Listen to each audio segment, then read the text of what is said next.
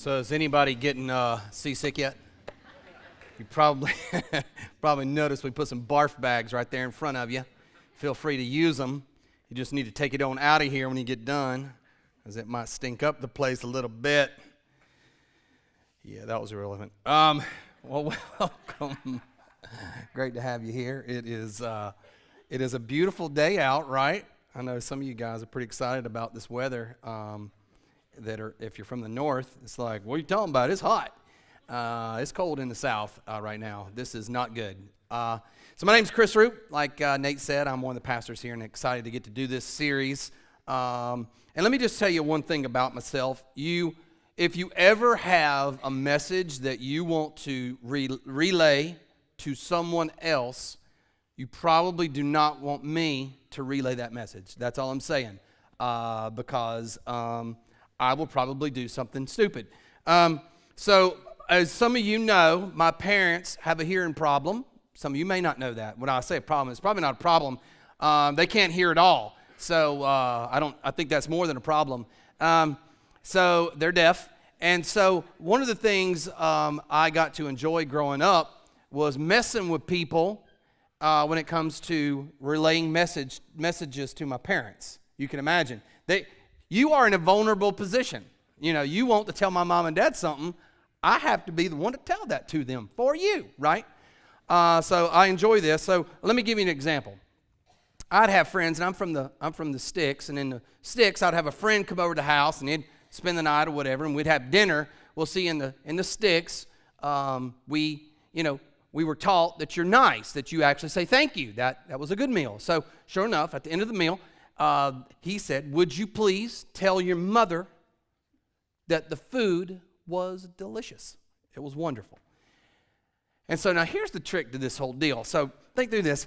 I'm going to share something with my mom, but to make this really effective, I need her, right? I need her to give the same response that she would give if I said that the food was delicious. This is what's going to make it effective. So I say to my mom, because he says, would you tell her it's delicious? I say to my mom, he wants me to let you know that you are beautiful. That you're a beautiful woman. Woo! Now, so what does my mom say? The same thing she would say if you said the food was delicious. You know, she blushes a little bit. Well, thank you. See, here's what you don't know about my mom. My mom had not been told she was beautiful in a long time. So she's like, she's like 26 again. She's walking around with a little spunk. You want some more? Got you something delicious right here. It'll be yummy. And so she's walking around the whole time, he's at the house. She's like, your mom is a little strange. She's like all up in my business. She's like coming over and checking on me every 5 minutes. So I got sent to the principal's office once. This is going to come as a surprise to you. So I'm in the principal's office, and they call my dad to come to the principal's office. They needed to tell him something. So he shows up, and the principal's now in an awkward position. Now, I love this because he needs me to communicate to my father a message because he can't talk to him. So I'm all acting nervous and all inside going, oh, I got this. You gotta act like you're real panicked. And he goes, Chris, I need you to tell your father that you got in a fight at lunch today. Can you tell your father that? And I'm acting like, oh. And so I say to my father, now remember the critical nature of this one, right? I got to get that response exactly the same. So I got to think fast. And I say, Dad, he wants me to tell you that I saved a boy's life today at lunch. And so the same reaction. What? And he goes, well, what happened? What happened? And so I tell the principal, he wants to know what happened. And he said, well, you got in a fight over a girl. And so I look at my dad and I say, well, he got some chicken stuck in his throat. Right there. And he would have died. I mean, he would have died had I not saved his life. And so the reaction then is my father then does what he would do in either situation. He puts his hand on my shoulder. It's a proud dad moment. It has the same look as I'm going to kill him.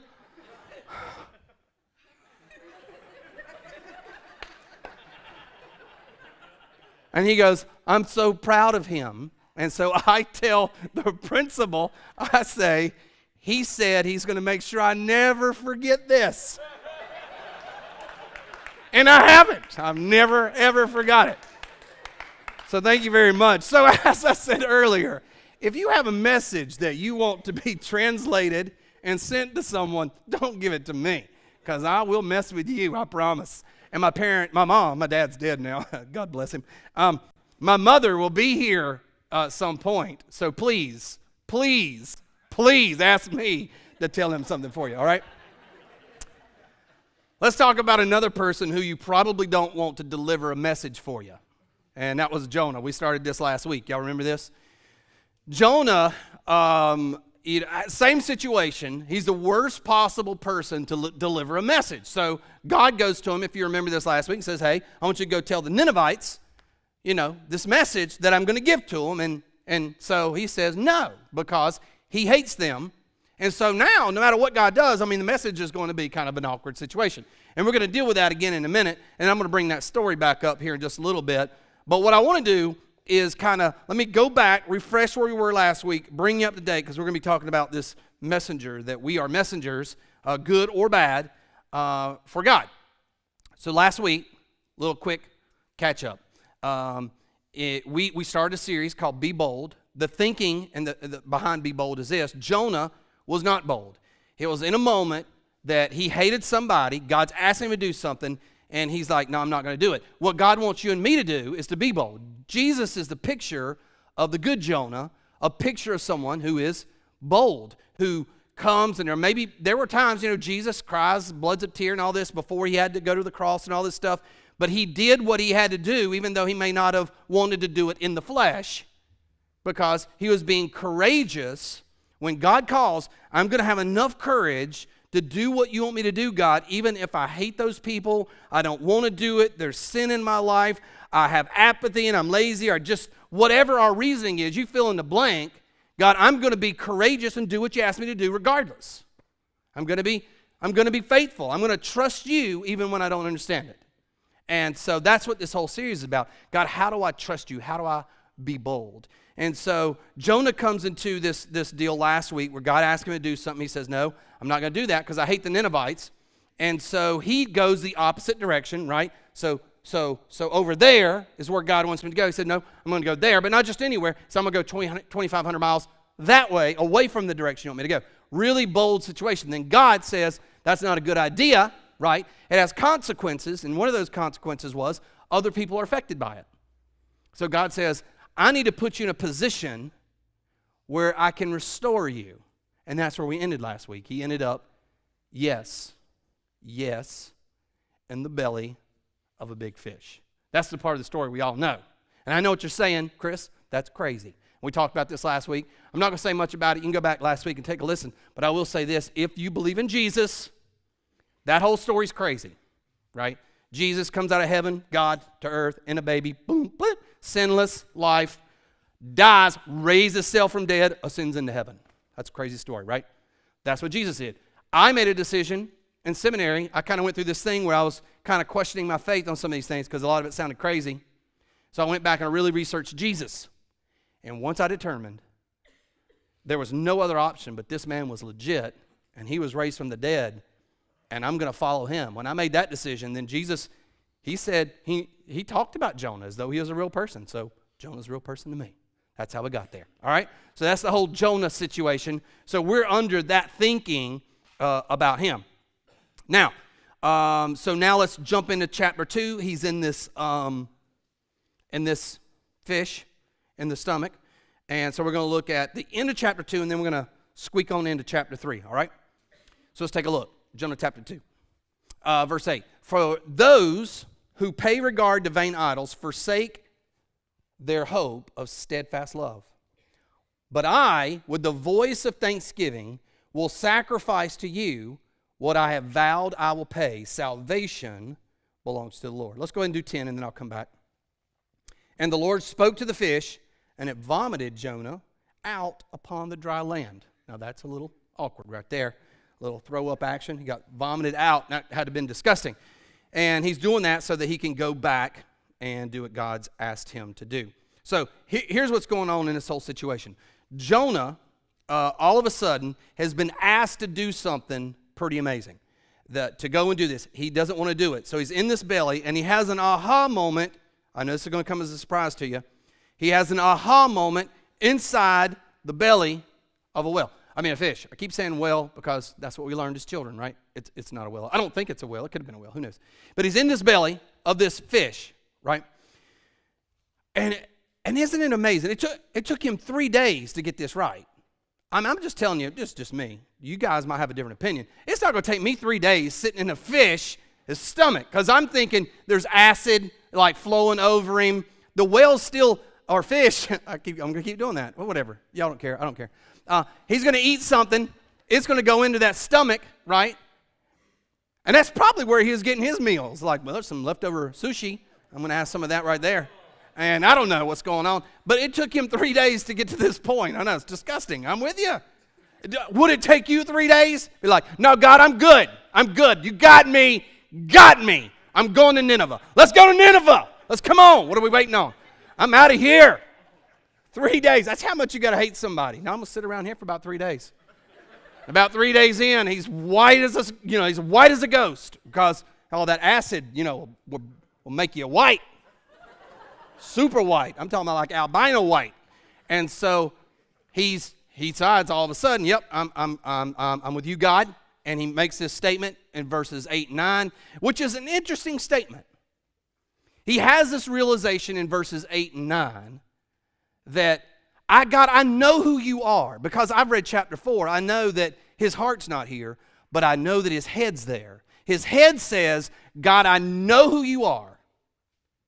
You're a guy who saves people. You don't want us to have other idols. You want us to love you. I got that. And so salvation is yours. I'm going to commit to do what you asked me to do. I'm going to do it. But I know his heart's not there because I read chapter 4, and he says, I want these people to die. I don't want them to be spared. And so that's what we know in chapter 8. So he says, I'm going to go, and so he's vomited, and now it's time to go. Let's look at verse 1 of chapter 3. Then the word of the Lord came to Jonah the second time. This is interesting. Take a look. It comes to him a second time. That's the critical piece, the second time. So now, what that basically is saying is this, and there's an interesting, there's two second times here that I want you to get. I just find fascinating. It comes to him a second time, which means that God's giving him a second chance. Man, it just thrills me that we serve a God that is the God of second chances. Now, you may only need one. I'm pretty sure that I've crossed the 100 mark a long time ago. I've needed over 100 chances. And that's what's amazing about God. He's the God of second chances, third chances, fourth chances. I mean, it's just the grace that he extends. So that's what he's offering to Jonah, right? But here's the interesting thing. Don't miss this. He's also offering a second chance to the Ninevites. I mean, that's what's happening. Yeah, they're wicked. They're evil. But he's offering them the same thing that he's offering him, and he's taking it. And you would think that he would figure out, hey, I probably need to extend this to them as well. But he doesn't. He doesn't figure it out. He's going to do it, but he hasn't figured it out yet. So that's what happens there. So let's keep going. We're looking at verse 2 now. Arise, go to Nineveh, that great city, and call out against the message that I tell you. So Jonah arose and he went to Nineveh according to the word of the Lord. Now Nineveh was an exceedingly great city, 3 days' journey in breadth. So let's look at verse 2 again, because I want you to check something out. Arise, go to Nineveh, that great city, and call out against it the message that I'll tell you. Call out against it. Now, I find this interesting because I've always felt that God was strange in this way, that we're the plan. So let me give you the big idea for the day. It's not cute and it's not catchy. I really hate that. But at the same time, it's powerful. And let's walk through it. So here's the big idea for the day. We are the messengers of good news to all people. We're the messengers. We're the plan. Now, there's a couple things I want you to see in here. Number one, I want you to see this word good news. I know that word is a churchy word. Now, those of you who've grown up in church and you still got a little bit of churchiness in you, you like that word. And you remember that its partner in crime, gospel. Gospel or good news. And the problem is they're great words that have been trampled on by religious people for a long time. I'm going to redeem them. I'm going to redeem it today. Because here's why. I know what God did for me, and it's really good news. I know that my life didn't have purpose, didn't have meaning, didn't have direction. Somebody comes into my life, they tell me about this Jesus who says, hey, I love you in spite of all the things that you've done, and I'm going to give you a second chance. And not only that, I want you to have a full life. I've got a purpose and a plan for you, and I'm inviting you into this great story. Now, this is me. He radically changes my life. I'm thinking that's good news. You? You know what I'm saying? Gospel, that's what gospel means. Gospel means good news. And so, I want you to get that. Don't ever forget your story is great news. And it's not just great news to you, it's great news to those people that you encounter and that you hang out with.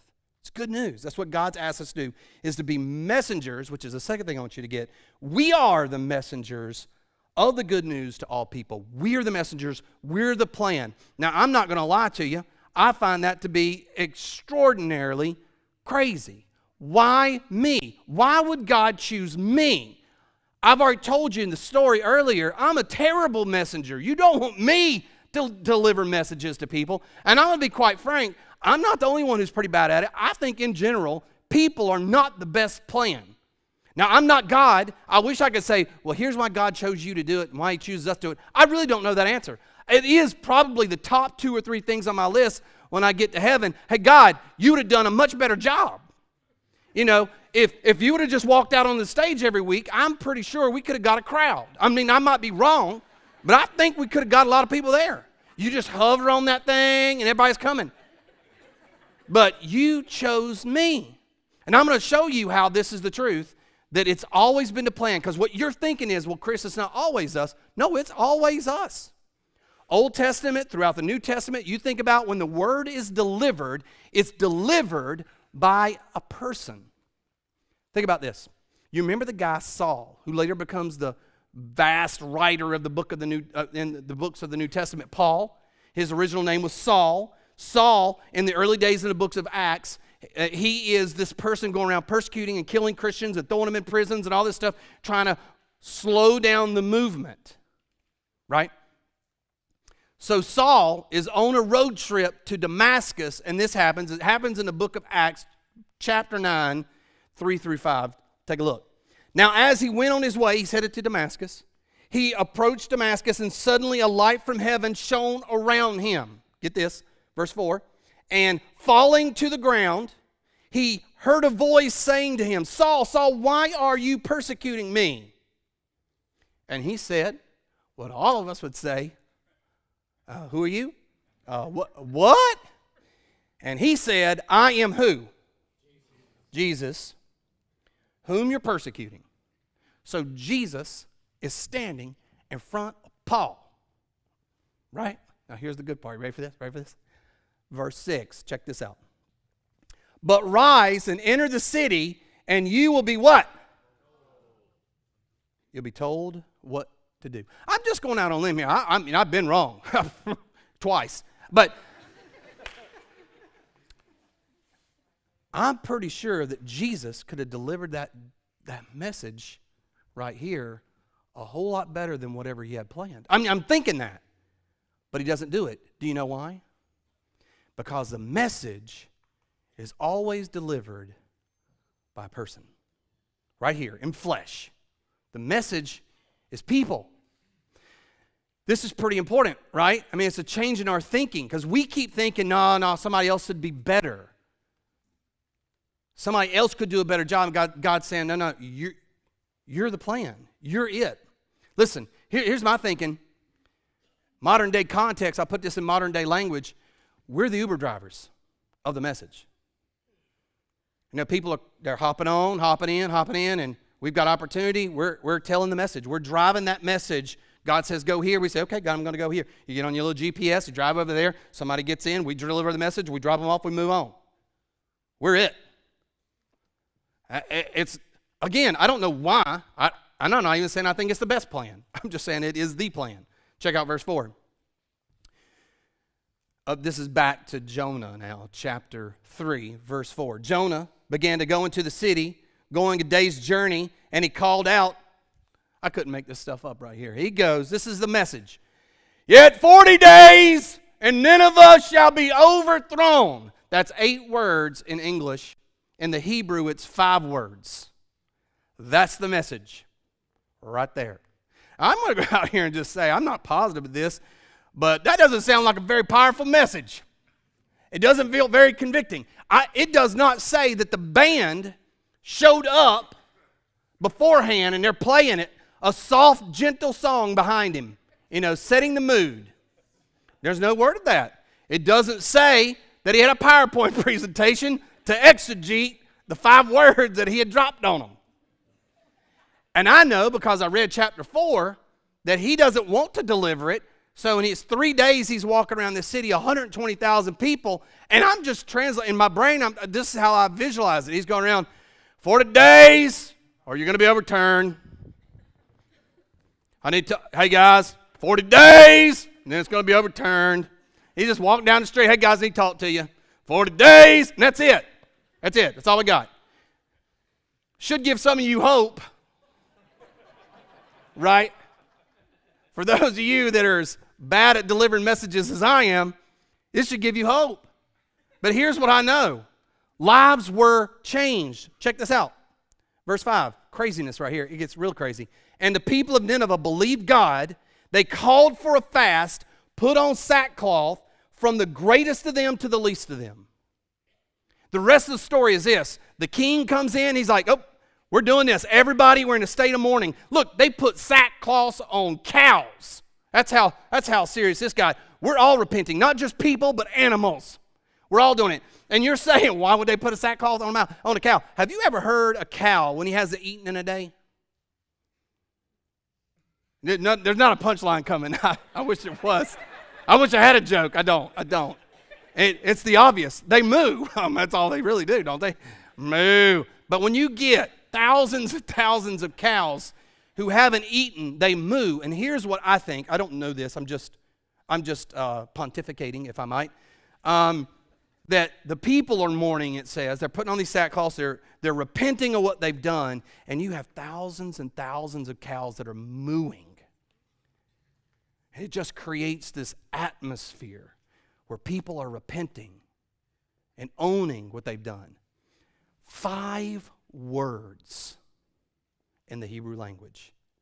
And they repented. 5 words delivered by a person who does not even want to see them changed. See, what's the barriers to me doing what God's calling me to do? So God's calling him to do this, and what's going to keep me from being, remember I told you there's the macro, this is what we talked about last week, there's a macro plan and a micro plan. When you make this commitment and you say, hey, Jesus, I'm going to follow you. Wherever you lead, I'll go. I mean, it's, a lot of us, when we come to Jesus, it's like, hey, my life sucks. It's terrible. I'm going to pray a prayer hoping that Jesus will come in and make my life better. That's part of it, but that's not the plan. God says, will you follow me? Will you come and go, where I lead? Because I got this really big plan, and I want you to be a part of it. And when we say we're going to follow Jesus, that's what we're saying. I'm going to follow you. And so the following is this. We're going to follow him, and what we're following him into is making sure that every man, woman, and child has all kind of opportunities to hear about Jesus, to see Jesus, to experience him, and to see what a full life is all about. And they'll hunger and desire God at the same level, and they'll embrace him and give their lives to him and follow him. That's the plan. That's the macro plan. We're all a part of it. So I live in such a way, right, that's what's going to happen. I'm living in such a way every day. I'm being kind. I'm being loving. I'm being generous. I'm doing the right things. I'm trying to make good choices. I'm trying to represent him well so that people ask questions. And then I tell them when there's opportunity. That's the macro plan. There's micro plan, and what that is then God specifically says to you sometimes, I want you to tell Bob at work, so I want you to hang out with him, be his friend, take him to lunch. He may not want it, that's fine. You don't need to worry about that. Just hang out with him. I'll tell you where to go, and you do it. I want you to move into this neighborhood because, and you don't know why. Why would you want me to go there? Don't worry about the why. I want you to move into the neighborhood, and I'll show you why. I want you to move to Zimbabwe. I'm not going to tell you why. I just want you to trust me. I want you to go to Zimbabwe. I got a message that I want you to deliver. That's the macro and the micro. The micro is the specific. The macro is the big picture that we all have. All right? So here's the barriers. What's going to keep me from doing that? What's going to keep me? Number one, goes back to chapter 2, 8 and 9, idols. He says it. I mean, this is what Jonah references. It's the idols in his life that keep him from doing it. And basically, what is an idol? It's not complex. It's pretty simple. An idol is anything that you love more than God. It could be a good thing or it can be a bad thing. In Jonah's case, it's a bad thing. He loves his hatred, or he is at least embracing his hatred more than he's embracing God's plan for him. Now, I hate those people. I know what they've done to my families or friends of mine. I see what they do. They're wicked people. I just can't do it. No. So that's his idol. And for us, it could be anything. I mean, it could be apathy. We're just lazy. So maybe it's sin in our life. Maybe it's previous sin. Maybe it's something somebody's done to us in the past. Maybe it's unforgiveness. I mean, I don't know. There's so many possibilities, but it's anything that I love more than God. Go back to chapter 2, verse 8 and 9. Let me show you why this is important, because he mentions it here. Those who pay regard to vain idols. So when I pay regard, and when I pay regard, what that means is when I am making it most important.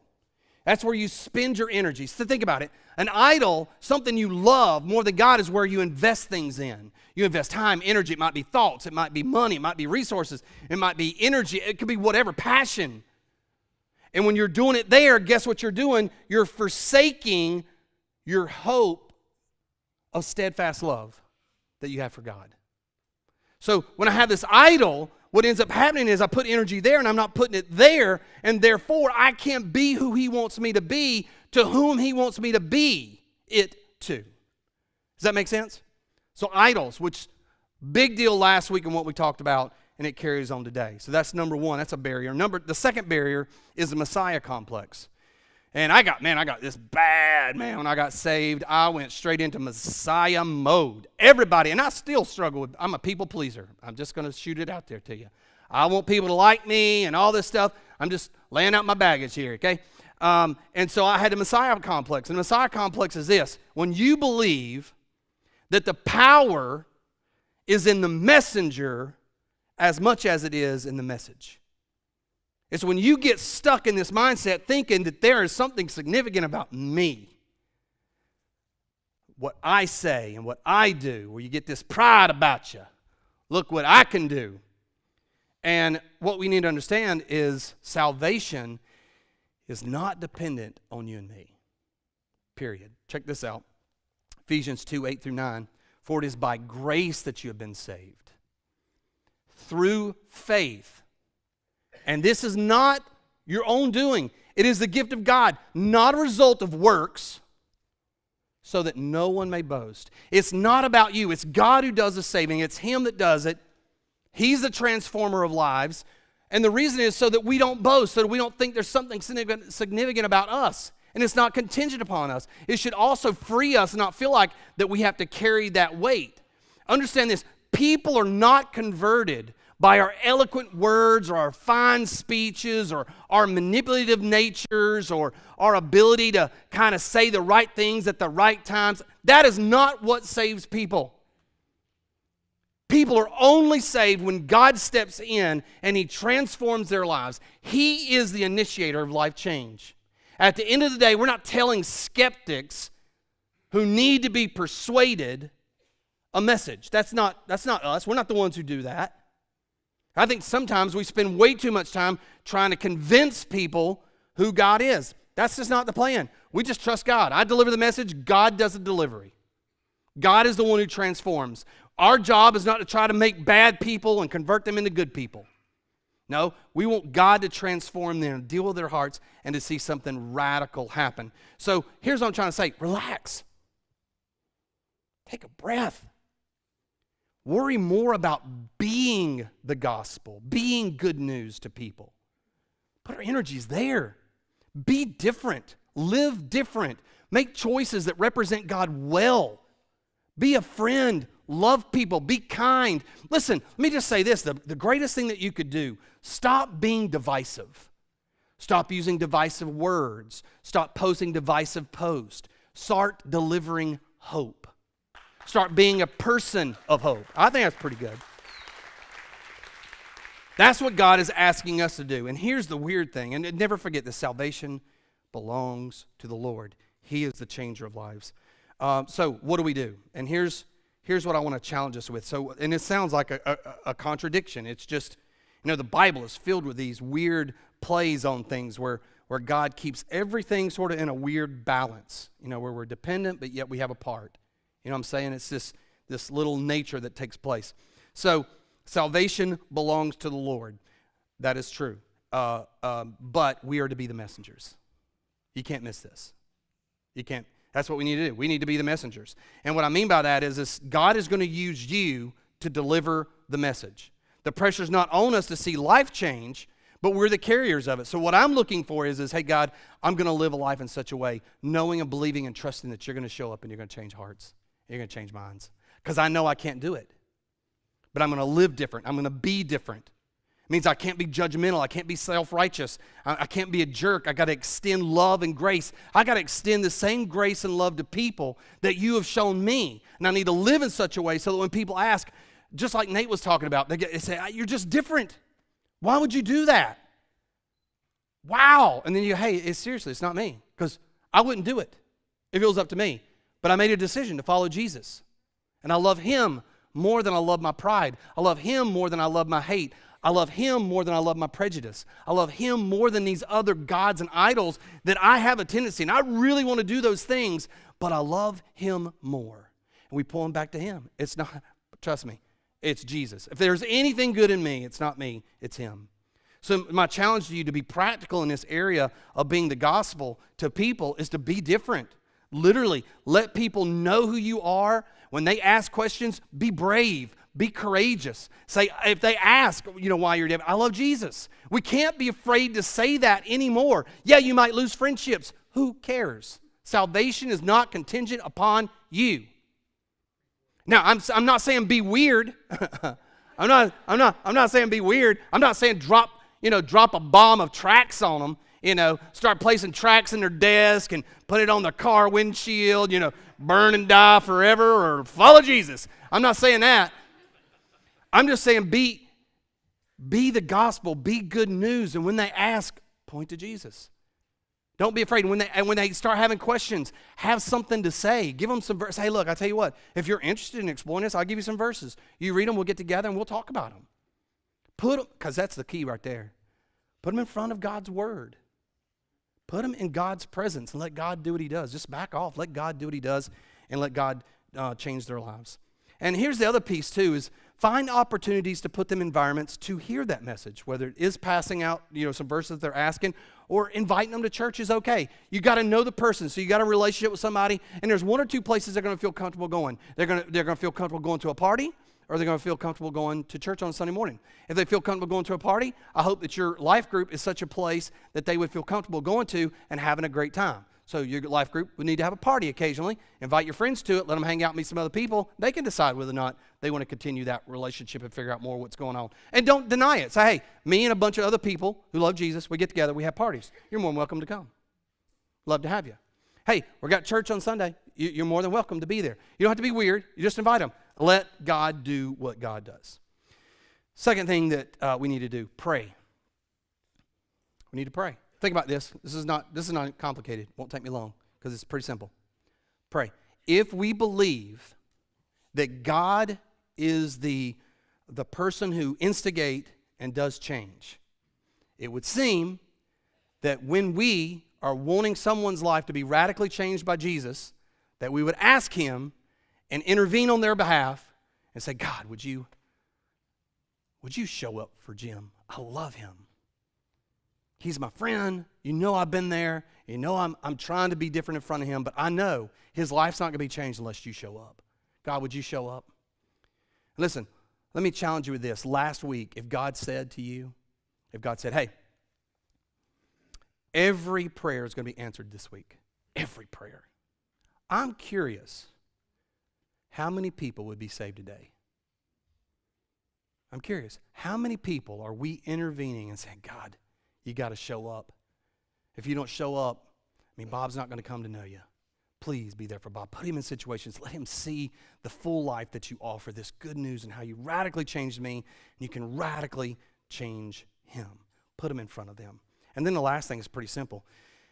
When you're being the messenger and you're praying and intervening on their behalf, just wait. Let God do what God does. Remember, there's no Messiah complex needed. You don't have to do anything. Trust that God's going to do what God is going to do.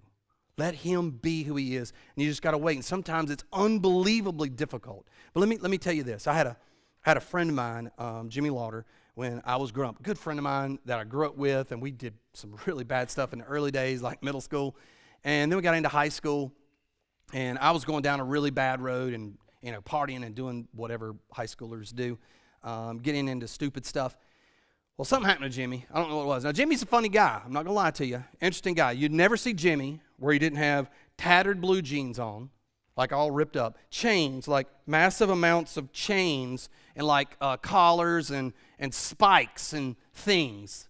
And he'd always have ripped up white T-shirts. I don't know why. And he would write on these T-shirts, just different things. It was crazy. It's crazy. Ripped the whole bit. And colored hair, whatever he decided to color. And he was a hairy man. He was a hairy individual. Had hair everywhere, still does. And Jimmy loved Jesus. And I don't say this, I'm saying it, and I hope he never hears this, but man, he was such a good picture of the gospel. Because never did he try to force anything on me. He would come, because we were friends, we knew each other. He'd come sit with me sometimes if he'd see me at lunch. He'd just talk to me, how's it going, what's happening. He would just be normal. He would talk about normal things as much normal as a weirdo wearing a bunch of spikes and stuff could say. But he would just be my friend. He'd always invite me to come over and hang out and stuff. And never does he instigate or say, I know you're partying last night, got wasted, you're an idiot, you're gonna kill yourself. Never. He never judged me. He was just my friend. And he was different. He was different, and then he was different. And one day I got wasted. Really wasted one night and almost lost my job. And just sick, toilet hugging sick. Y'all been there, right? I know some of you been there. Some of you were there last night. That's why you're at 11:15 service. So you're hugging it, feeling it. So he calls me up, and he did this all the time. I say all the time, not like it's every 5 minutes or every week, but once every few months, he would say, hey, love for you to come go to church with me. We got something going on. Youth are going to be hanging out at this lady's house, whatever. We're going to go swimming, whatever. So this day, I was like, nah, you know how you're in that moment, like, nah, I'm going to go with you sometime. Today's not going to happen. And it happened because I got to feeling better, and I went that night, and if you don't believe in miracles, shame on you, but I had a miracle. I'm in Podunk, Rolfton. My mom and dad were probably one of the only two deaf people around there. There were a handful, but not many. And I had no kids of deaf parents that I knew that I hung out with, that I talked to or anything, because we're in Rolfton. Enough said, a few thousand people. At most, we might have had 12. I don't know. So here we are, and I go to this church that night, and there's a girl there from Maryland visiting her mom and dad who had deaf parents. And so I was just, fascinated, because I wanted to get some of her stories of what she did to her parents so that I could use those. And then I was going to share some of my stories, what she could use. And so we got to talking, kind of befriended, and then she took a right turn. And she told me about Jesus. She just went there. We're all hanging out and everything. She just went there. and radically changed my life. I mean, to this day. I mean, I was a different person. I grew up in church, so I knew all the stories. I became a follower of Jesus, and it's because this guy was the Uber driver who led me to the message. Pretty cool stuff. So the question for you is what about you? I mean, what is keeping us from being good news? And I think what it is I think a lot of us are religious. I got that. And we go to church to make ourselves feel better. We go to church because we grew up. Some of us because we're scared if we don't, bad things are going to happen to us. And all that is just wrong. It is not good news. That is more bondage onto you. What will free you today is to make this one decision. I'm going to follow Jesus or I'm not going to follow him. Make that decision. Listen, we need more room here anyway. So if that's not you, seriously. I know it's terrible, but I'm just telling you, there's a lot of dead weight. A lot of people who hang around, they want to do religious stuff, but they don't love Jesus. And if I could just raise up, and I'm serious, Jesus took 12 men who said, I'm going to follow you with reckless abandonment, and it changed the world. What could we do? We got a lot more than 12. Say, God, whatever. I'm a follower of Jesus, not a fan. I'm a follower. I'm all on board. I want to be the message. I want to be it. Show me how. It's a terrible plan. Terrible, God. Terrible. But you're God and I'm not. So you're smarter than I am. I got to trust you. I trust you. Saving the Ninevites does not make sense, but I'm going to trust you. And so I'm going to be the message. And what you'll find out, I tease about that a lot, but here's the point. God does it ultimately because he wants to teach you something. He wants to teach you to trust him, to love him, to be compassionate. Can I pray for you? Just bow your head all around the room. We're just, not pulling any punches. We're just here because we love each other. What is keeping you from being good news? What's keeping you from being good news? Would you just confess that today to God? What is that barrier?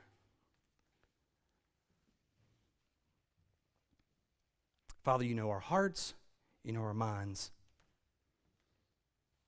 So God, my prayer is this, would you speak to us? God, I believe you still speak.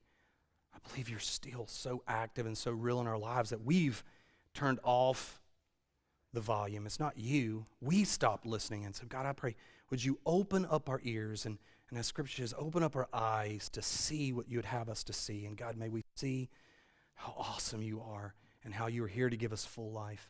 And God, may we make that commitment that we, unlike Jonah, but more like Jesus, will be people who will deliver good news wherever we are. We love you in the name of Christ. Amen.